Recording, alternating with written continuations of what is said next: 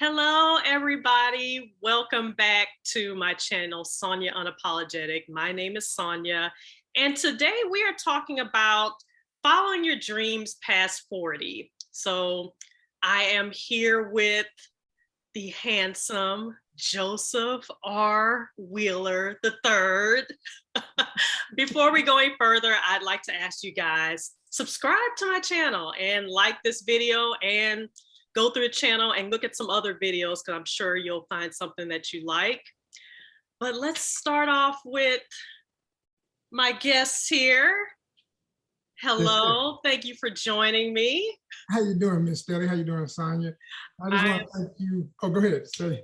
I am doing wonderful, wonderful. How about you? I'm good. I'm good. It's a wonderful, beautiful day. It seems like we're both getting some sunshine where we at, and that's always good. I wanted to say first and foremost, thank you for this opportunity, because every interview I always cherish, because not only is it a great opportunity to tell people what you're about, who you are, but you just never know where things are growing. And I tell you, when you started this channel, we've known each other through Instagram for a while, and I wanted to reach out and I let you know. I said, you on to something, Sonia. I hope you know you on to something. Like your topics, you going in on these topics. You ain't pulling back. You're doing it very professionally. That's what we need out here. So, kudos to you, because, one day you're going to be like Oprah in addition to your writing and acting and everything else. And I want to be like, yeah, I was on her show when she was just beginning. Yeah. I receive all of that. I receive it all. Let's put it out into the universe for sure. That's right. So you are an actor. Yes. I saw your face in some of the popular shows and movies that I've watched. I wanted to start off by asking, at what age did you start dreaming of becoming an actor? So, okay, it's funny for me, like I always loved movies in general, and we all grew up on TV shows. So for me, it was more, it was the fantasy that I didn't ever think would happen, really. It was just something like, I admire these people who do this. I love these roles, because the stuff I'm into is especially comic books and everything connected to that, superhero stuff and sci-fi, fantasy, action, thriller, horror, blah, blah, blah. So, growing up on Star Wars, growing up on G.I. Joe, Transformers, all this kind of stuff in my era, when the movies, even the cartoon movies were coming out, it was exciting to hear the voiceovers, to find out these were real people behind these characters, to find out these, in some cases were Black actors that you didn't know. Like, for instance, I'm forgetting his name, forgive me, but the brother who was Grandpa on the Cosby Show was the same voice as Panthro on the Thundercats. You feel me? So stuff like, yeah, you know what I'm saying? So stuff like that, to find out stuff like that and realize, it's so much you can do, even besides just your physical self being on camera. You can be a voiceover artist. You can do all these other aspects of the biz. So it was something I thought that would be cool. I would love to do that, but I was more in visual art. Visual art was my first love. I was always a drawer, a painter. I became a sculptor and a photographer, added that to it all when I was in college. That's what I got my BFA in, from Atlanta College of Art / Pratt was my first school, my first year of college up in Brooklyn, New York. Shout out to Pratt. Then I came down to Atlanta, where I'm from, born and raised, came back to Atlanta, should I say, and finished at Atlanta College of Art. And ACA, as it was known, is no longer in existence because it got bought out by SCAD. So, very powerful institution with that too. SCAD is off the chain. But, I was at the little school that could. Like, we were known for a lot of big name people, like, Radcliffe Bailey came out of ACA, some other major notable Black artists. And, I went to school with Fahamu Peku, a major guy who's got a lot of attention, if you know that name. And so, this was the environment I was in early. Then when I was married for a while, got divorced, no kids, all that good stuff. But I see how you put that in there. They put that in there for the ladies. Sprinkle. But so it sounds like you, for as long as you can remember, that was your dream since you were in kindergarten, to be an actor. Kind of, sort of. Like, I mean, honestly, I don't know that I wanted to be an actor. I didn't know the specifics of what that was. I just knew it would be cool to be in a movie, to be a part of the Star Wars universe or Star Trek or any of this stuff that I love. So, when the biz came to Atlanta because of the tax incentive, because that's why it's here. It's all about the write-offs they can get They Okay. can literally write off a huge chunk of every production, multi-million-dollar movies can write off so much with the Georgia tax incentive. And it doesn't just apply to movies, it's for video game companies, the music business, all arts entertainment Hmm. can benefit from this. So when you're watching your favorite shows and movies and you see that peach at the end and it says made in Georgia, yeah, Oh, that's what that is. That's that yeah. real statement of power and connection and infrastructure. So, if it should continue, it's starting to come back. Of course, we're all still dealing with the pandemic, but Yeah. it's obviously trying to reboot itself in the sense that we got Black Panther Part 2 shooting here now. We still got a lot of like literally every Marvel film you can think of and show is still here. Like I got friends that were on Loki. I got folks I know who've been on what was that? The Vision and Wanda and all that was shot here. You know what I mean? Like if other parts were shot other places, regardless, it was mostly shot here.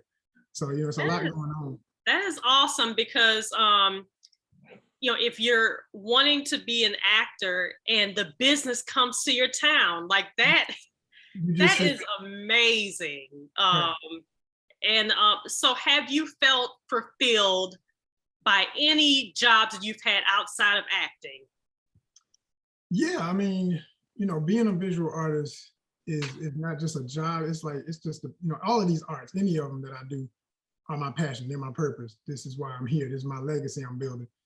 Mhm. Career is in a sense, it's not a side product. It has to be equal because of the way we all got to survive. And I'm, blessed to have a lot of great support, family wise, friend wise, etc., to be able to stand on my feet and do what I got to do because it ain't because of just the art. I tell anybody out there struggling, understand we all got different cards dealt, but we all struggle the same to get there in this American society. I mean, unfortunately, some other places in the world, like I got friends that I haven't even met in other places internationally, and they're artists and they're literally treated like national treasures. Like the government and everybody supports their artists. They're like, we love our artists. We know this is what brings tourism and everything else here. It's not treated like, oh, hope you make it. It's like as soon as we recognize some talent in you, we pushing you up because we realize you help us get better and stronger and notable. So I wish it were like that, but we go through what we go Yeah. through. Yeah. So here it's like, yeah, art can maybe be treated like that your little hobby. Yeah, you know? all that garbage. I want that to be quoted. All that that's that garbage mentality. Because here's the thing, me and a friend, we talk about this all the time. He's an artist too. He said, people like you say, they treat it like visual art, especially, is a little hobby. Oh, that's cute. You draw. Whoa, hold up. This is for real. This is my life. This ain't just some hobby.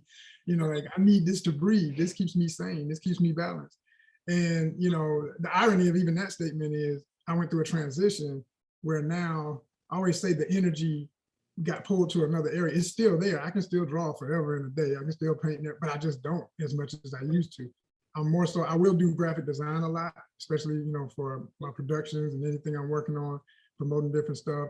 I design like fishing tournament jerseys for Onyxcon. We'll get into what Onyxcon is, but basically, I do a lot of different things on the computer, but I'm not as much. I still will get in my sketch pad and draw a little bit for myself, but it's not so much thinking, oh, I gotta get this done for a show and it's gonna be on, I gotta make sure it's ready for a frame or how am I gonna hang it.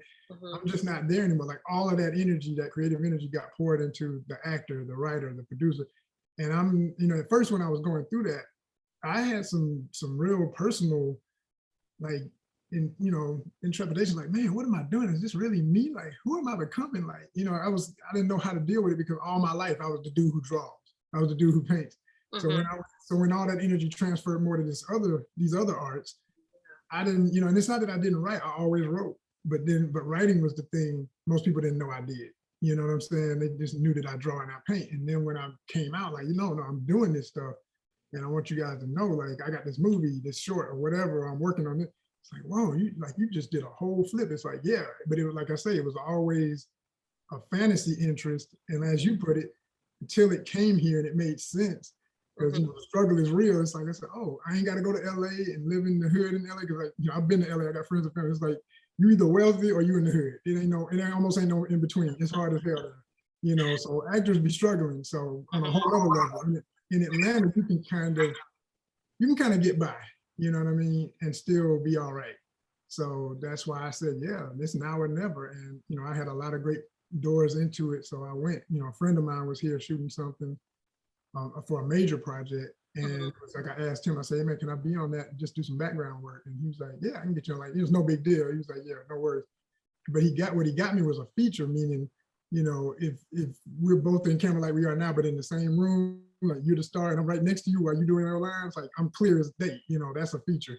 It ain't no blur, it ain't no, I don't know if I saw Joseph. It's like, that's Joseph, you know. So that was incredible. And that's when I got the bug.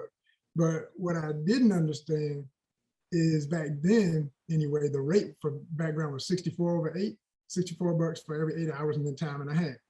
It's gone up since then, especially with COVID. Now you got the test, you get your money for the testing and all that. But he got me something that was like 100 and some change for the feature. Oh, wow. I'm thinking this is what it is. So I just dived like, yeah, I'm in. I'm quitting my little rinky-dink job and I'm gonna do this.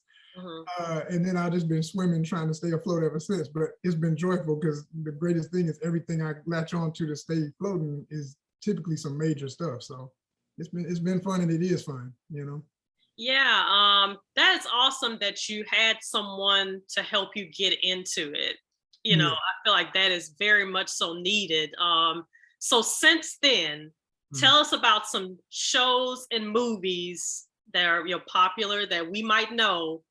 Yeah. That we can check out. We're gonna see your face. Right. So that was this little thing that's got a part 2 coming called Black Panther, and but it was like, so at the very end of it, when he's doing the UN speech, to the whole, that was actually shot in Atlanta City Hall. That was not, you know, an official UN. It was Atlanta City Hall, and they made it look like a UN facility. And when You said Black Panther? Black Panther at the very You were end, in Black Panther? At the very end. Actually, I was in it twice, but the only time you would have seen me was at the end. And so when he's doing that speech to the UN to explain how Wakanda can benefit the world with all of its resources, and y'all need to wake up to what we really are. We're gonna let you know we ain't this poor, goat-herding country. We got money. We're the most powerful country in the world, you know. When they flashed the audience, there was a row, and I was right at the end of the row, and you can see me and about maybe 4 people real clear, you know, just listening. That's awesome, because just to be in that presence. Yes. Now I knew you were in Black Lightning. I didn't know you were in Black Panther. So Black we're gonna talk offline. You didn't let me know. No, I'm playing. So I just said Black Lightning as well. Yes. On that one, Christine Adams, which is the wife of the main character who plays Black Lightning, of course, Cress Williams. She is like a lab. If you ever watched the show, she's a lab scientist, and she studies all the supernatural effects in Freeland, the fictional place in the city, where they have all these effects on, especially the Black population in the urban centers, where, you know, that some people are popping up with superpowers and stuff like that. So in her lab, there was about maybe 4 of us that were core, meaning you're a regular extra on there. You can always get called back every time they're shooting lab scenes.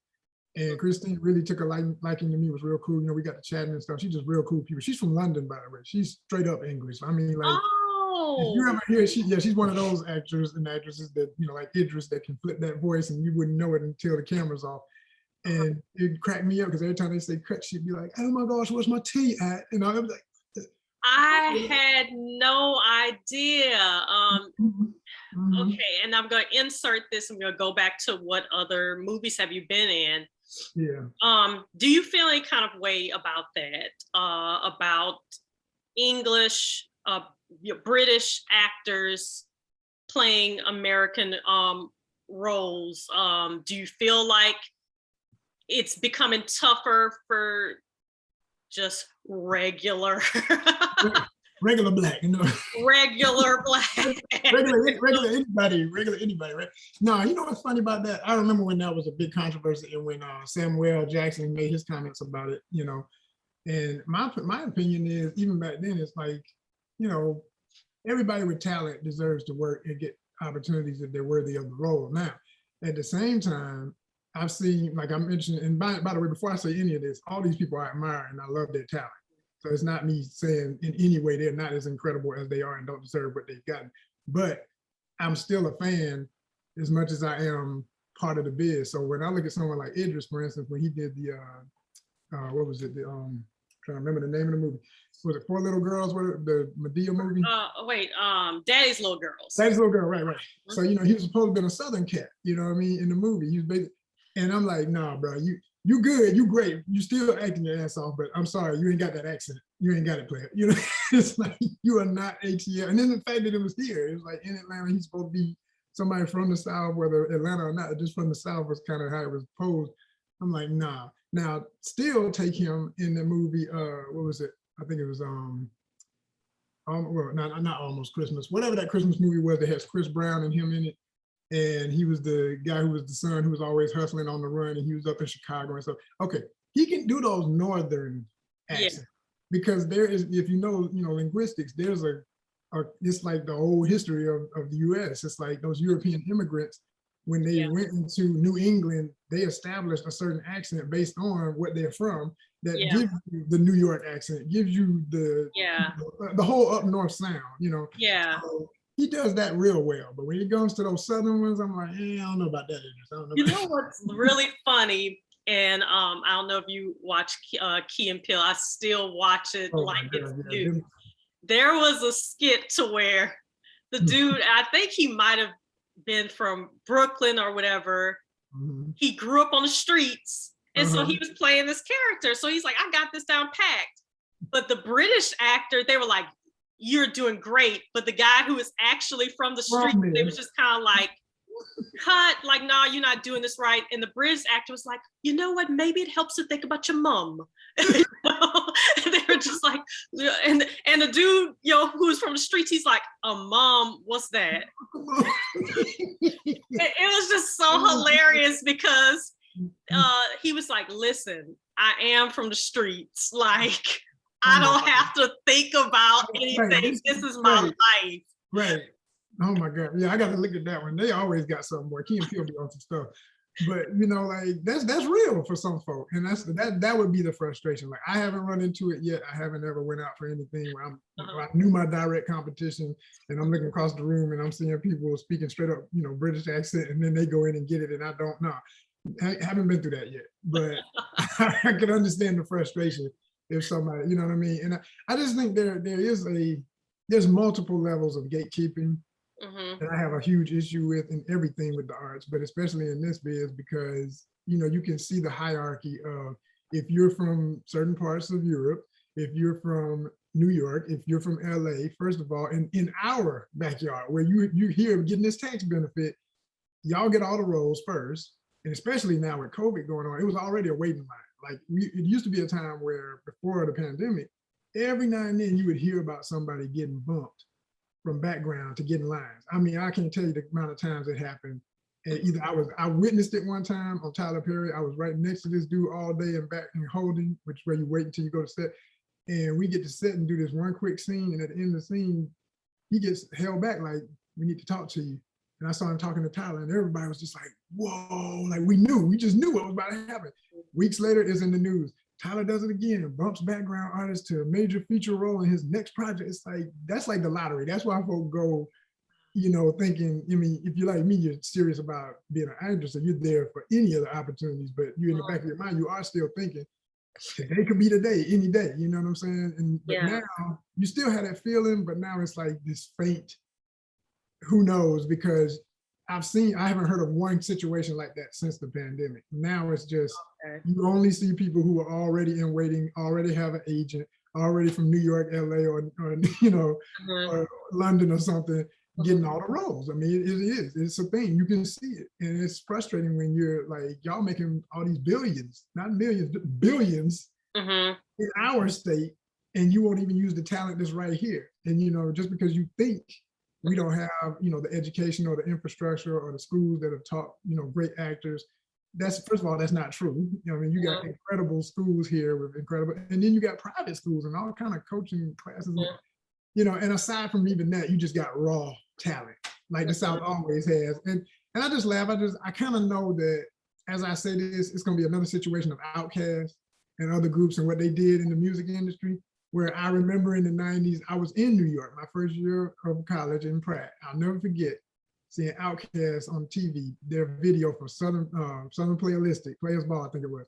And I'm losing my mind with pride. I'm just jumping and like, that's Atlanta, that's Atlanta. And like all these New York, DC, Philly cats, they just said, oh, they looking at the TV like, yo, like this shit is kind of good. Like they can't even fathom what they're looking at. Like they got flow though. I mean, it's something Yeah. it's messing them up. There's pride about being from the South, and yeah, it just feels so unique, and that no one else in the world could can relate to being from the dirty South, you know. No, it's a thing, you know what I'm saying? And you know how New Yorkers always say, if you can make it here, you can make it anywhere. We always laugh at, we like, if you can make it in the South, you can make it anywhere. Because Man, it's a lot going on in the South, because people think that you have to be in the big city to be in danger or for it to be some stuff going on. And no, I mean, I'm from Opelousas, Louisiana. Unfortunately, Opelousas is it is the most dangerous city in Louisiana now. It's unfortunate. That's a small town. Now, I would feel safer, like when I was walking around. Of course, I was in the touristy areas of New York, but I went to to Brooklyn and Bed-Stuy area or whatever. I think either I felt probably safer there than. Now wait a minute, I gotta do this for my New Yorkers. Now, what year was this when you were walking around there in Bed-Stuy? 2017. That don't count. Okay. And I still know what you mean, because the South is just on a whole nother level. But it's because the thing is, not to get too deep into this, but I used to always tell people when I was up there, I'm like, because of good public transportation, like MARTA in Atlanta is okay. It's cleaner, but it's definitely shorter. You don't have as many lines, you don't have as many outlets. There's more bus routes, but the buses suck like they do anywhere. They late, sometimes they on time, all that old mess. So when you got a real public transit system like you do in New York, kids get exposure to stuff a lot quicker. Yeah. Just, what I'm saying? Like kids, I'll never forget meeting kids from the hood in Brooklyn that had been to the Met as many times, the Metropolitan Museum of Art, as many times as I had to for classes. Because, assignments and classes, like, you got to go there. And they'd be like, oh, yeah, we used to go there all the time. Like, do that. And then it's free generally. Like you give like a penny donation if you want, any amount when you walk in. We still got it like that. But so, stuff like that, and then other things, and then, being so multicultural because you're forced to live up against each other versus in the South, the separations are different, but there's still separations up north, So There's less, there seem to be less like traveling in the South. And the way I explain that is you'll have someone who may live in our town in Opelousas and they've never been to New Orleans. They've never been to Houston. They've going to Shreveport is like a big to-do, or even like our next town over is I don't know if it's considered the next town over, but like Lafayette, Louisiana is like the bigger little town where you can go to mall or whatever.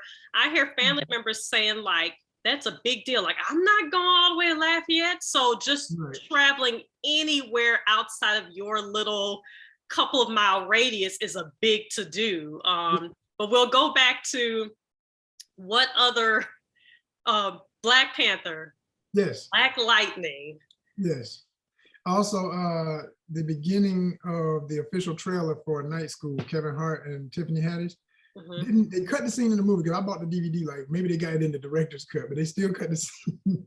But I'm no less proud, because at the end of the day, I showed up in the first 3 seconds of the official trailer, like before the movie ever came out. So like nothing beats that when you're acting. Yes. You know what I'm saying? Hoping you're gonna see yourself, and you end up in the first promotional tool for the thing before it's released. So like, that was incredible. That was incredible. And I had to audition for that. I actually met Mr. Lee, who was the director, Spike's cousin. Malcolm Lee. Thank you. Get my names together. Yeah, I actually met him, did the audition and everything. It wasn't like a long process. It was more of him just feeling out your energy, because we were supposed to be like an Obama-esque family. Because I don't know if you've seen the movie, but he sold high-end grills, like cooking grills, barbecue grills. And each grill, he gave a name for the type of customer that would buy it. And that grill was the Obama. So we were supposed to be the all-American Black family, super suburban.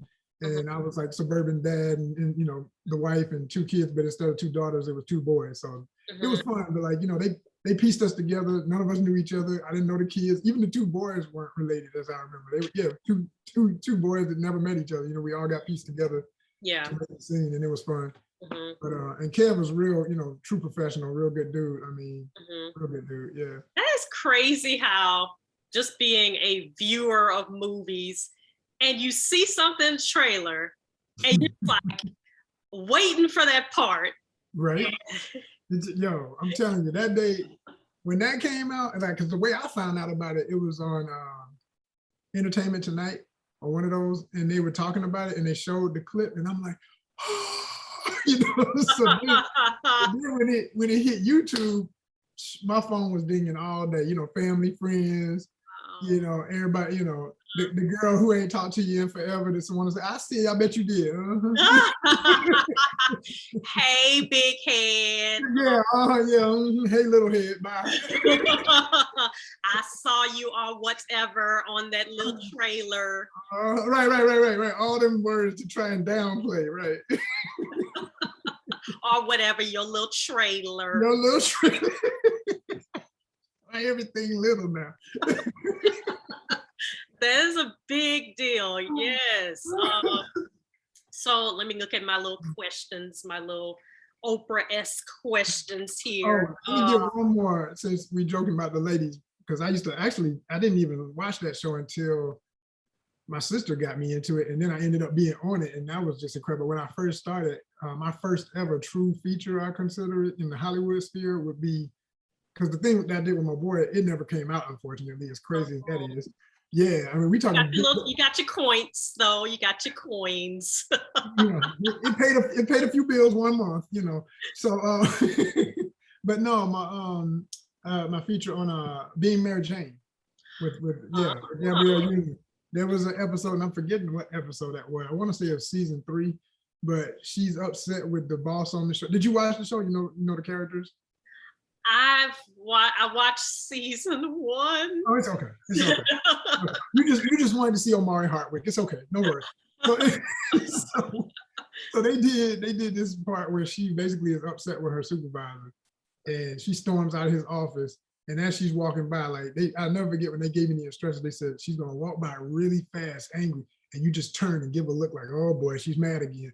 And so, you know, followed the instructions, did it, aced it. But like everybody had a fit because it really was a nice feature. Like she walked by and I just looked, oh boy, it's gonna be one of them days. She pissed off y'all, because like I sat right outside her office, like I was supposed to be one of the producers and stuff on the show.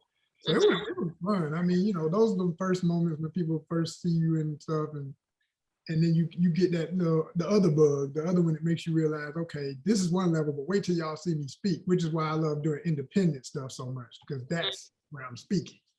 You know? Yeah. So yeah, the indie projects, you get to really show off your acting chops, but then the Black Lightnings, Black Panthers, Being Mary Janes, Night Schools is good on a resume. It looks great. It looks great in my reel too, because what I do is I'll splice that stuff between my independent stuff where I had lines. And then, you know, there's always the day when it finally comes. I mean, I never say to Hollywood, I'm here for a reason. I'm not just endlessly trying to do background and just standing. I mean, standing is great too for people who don't know the term. That means you stand on the line for the actor while they're getting the lighting and the distance from the camera right and all that. Yeah. You know, like I just did one for, you know what? I don't even know. I'm thinking, ooh, I get so casual. I was about to say something. I don't know if I'm allowed to say that, because I don't know if people know what he's in yet, but a major legend, okay, who's much bigger than me physically, but I'm the same height as this dude. So that's kind of how it works. Sometimes you're not the same complexion or nothing. You just The Rock. No, it wasn't. That would be good in for The Rock. Wow, I'd be like, I made it, y'all. I ain't even got lines, but I was the rock stand man. You know what I'm saying? He was like, I see the resemblance. Yeah, thank you. So, but you know what's funny though? He has, I mean, he's had other folks do his stand-in, but like Will Smith and him are so big, they have people who are their official stand-in that travel with them from movie to movie. Oh, wow. Yeah. He's got imagine, like, I wouldn't even have to, that would be like the best job ever. You travel with them. You're probably getting paid more than, like, say, an unknown actor gets a line in a small, part in a big time movie, but that stand-in for Will Smith is probably like his salary is just trumping all of that. In a year, probably. They're even making it on screen. Yeah, I would say maybe in a year, because that one line is one thing, but if you with that person for all the time, like, good gosh. And for The Rock, I think it's his cousin or something who looks just like him. They say, I've seen a picture. He's about the same. I think he's even bigger, if that's possible. Like muscular. Like, is that not insane? I don't know. I've saw them shown actors or people. It's like, damn, they're even bigger than The Rock. Rock's a big dude. It's hard to be bigger than him. I've seen him now. I've seen him on the Titan games.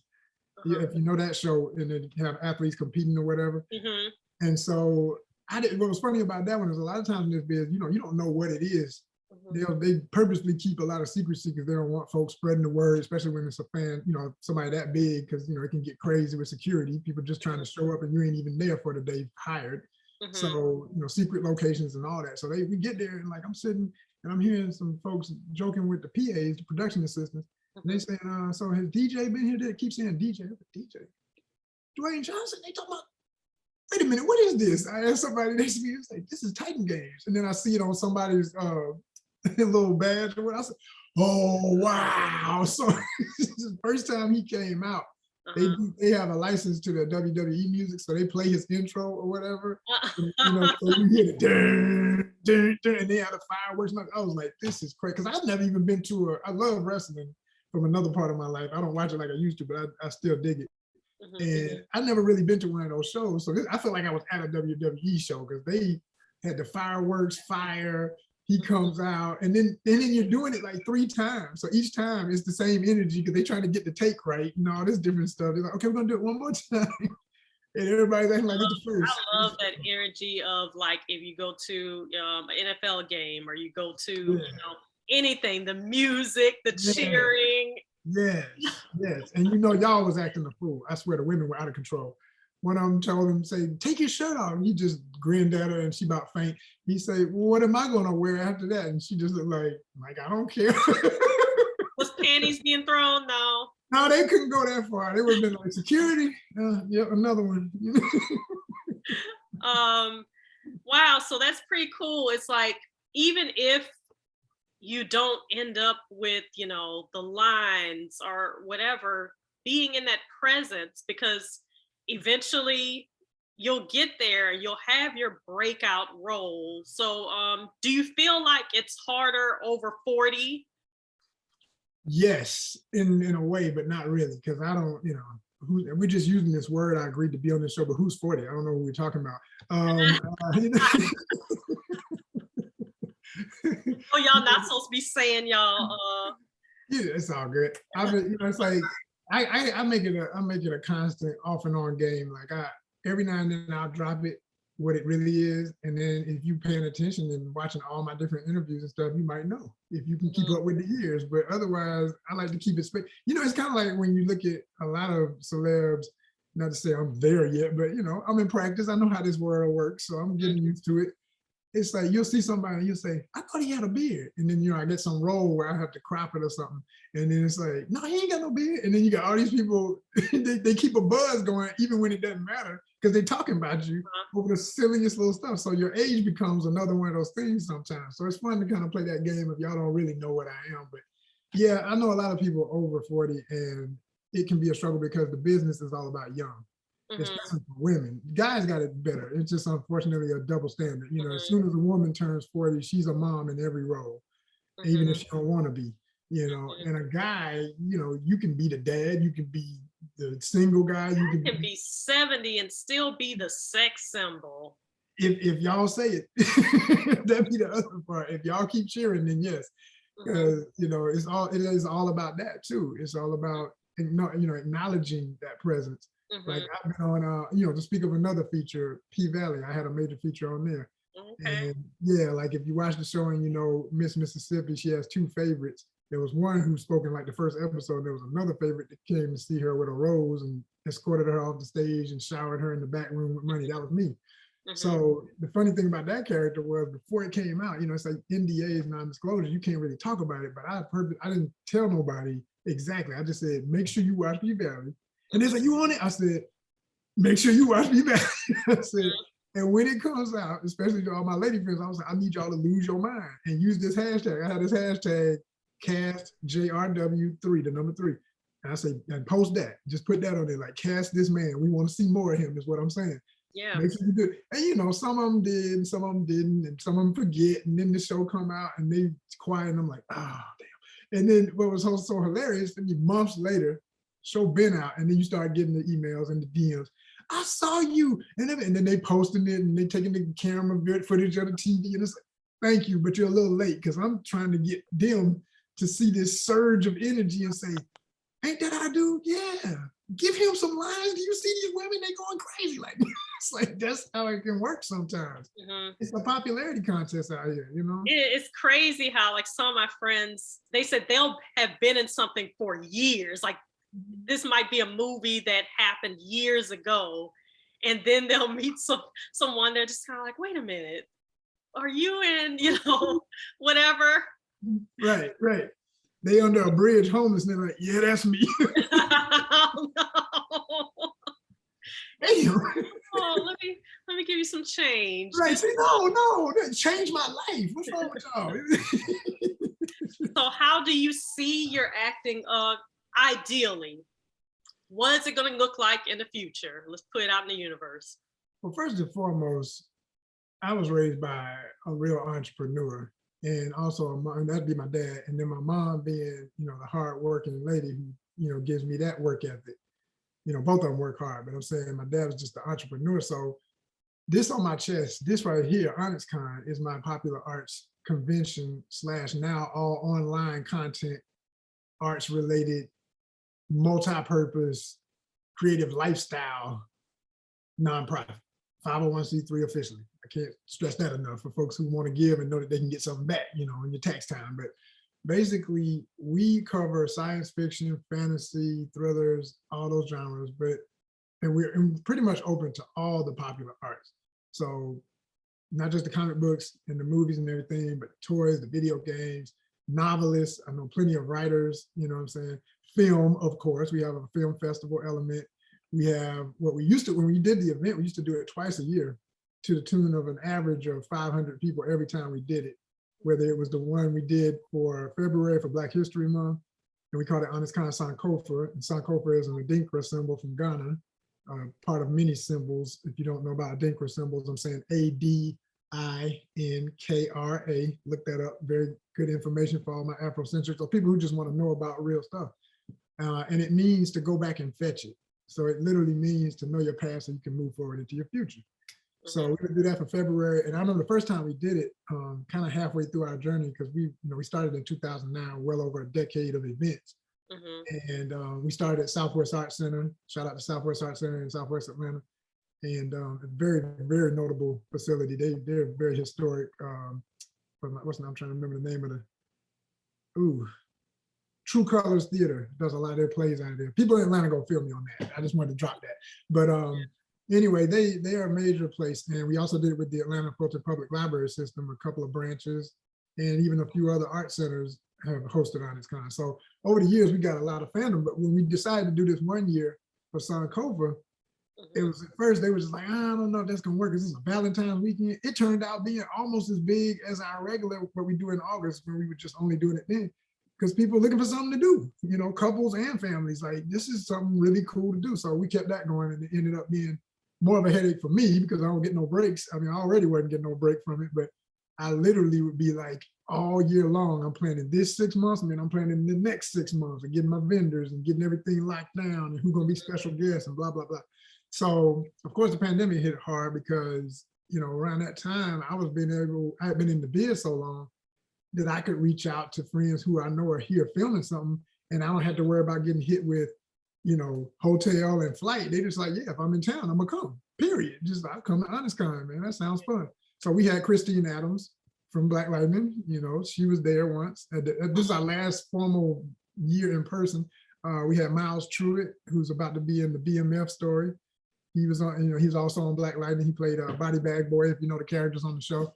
So, you know, we had both of them there in the course of a weekend. Like Christine came out Saturday, he was there Sunday, and we start on like Friday with the art show and everything. It's always a lot of fun. So now that everything's online, you know, we still technically do the art show every day with the content we put on our Instagram, which is and I love to shout out the number. We're over 13,000 followers. So I'm very proud of that.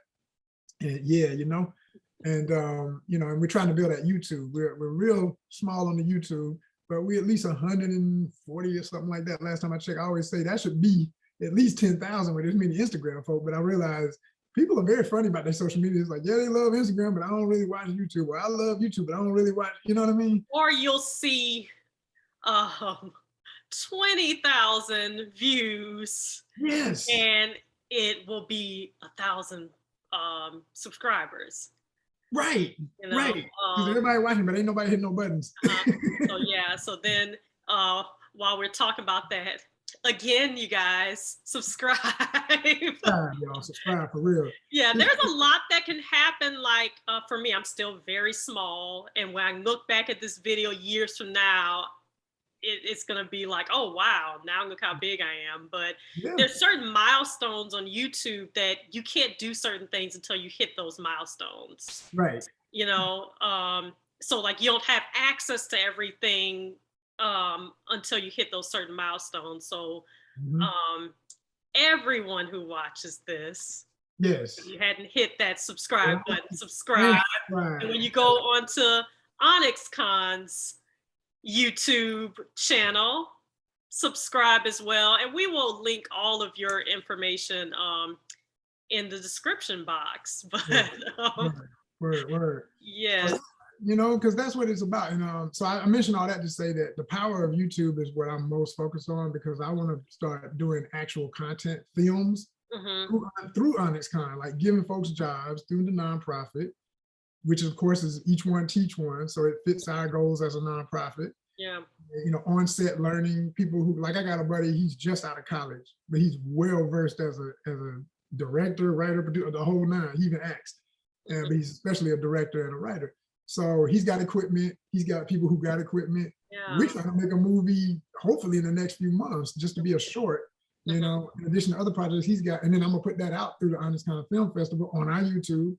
And hope that the numbers will drive enough to eventually get us, you know, be able to pitch it to like your Tubies and Amazon, and how everybody's starting to do that now, which I love to see. I see so many independent, you know, minority artists doing their thing, getting contracts. Including myself. Yes. With Desperate Chocolate on Amazon, and I'm coming back. Come on back. There's more short films in me. There's more, you know, there's feature films in me. There's screenplays. There's novels in me. So. So to answer the question is easy. We're answering it right now. We're saying, like, literally, we're not waiting on Hollywood. I'm gonna be getting a call from my boy I was just talking about. I'm gonna be getting a call from, oh, Sonya, what's up, girl? Oh, you got a role for me. Oh, a lead. Well, hello. This is how it's done. This is how it's done. It's all about relationships in this biz, period. Yeah. You know? And I promise you, if you really study anybody that you admire, from the Tyler Perrys to the Spike Lees and everything, look at their cast. Look at who they work with over and over again, and then you get added to the already established group. You get your players, so to speak. And that's the people you're gonna be dealing with. Because once you got that rapport, man, oh my gosh, everything happens because y'all know how to work with each other. You know? Yeah, that is very true. This has been an inspiring conversation, and that's what I want my channel to be about, for people to feel free. So you feel free to, you know, live your dreams, do things unconventional, and just live your life. So that's all what this is about. So I think that we've come to a good ending point. You know, I can run my mouth longer, but it works for you. So maybe we do part 2 as well. But cool. Yes, but again, this has been our guest, Joseph R. Wheeler III. We thank you for coming out. What's up, And y'all? I will talk to you guys later. Peace.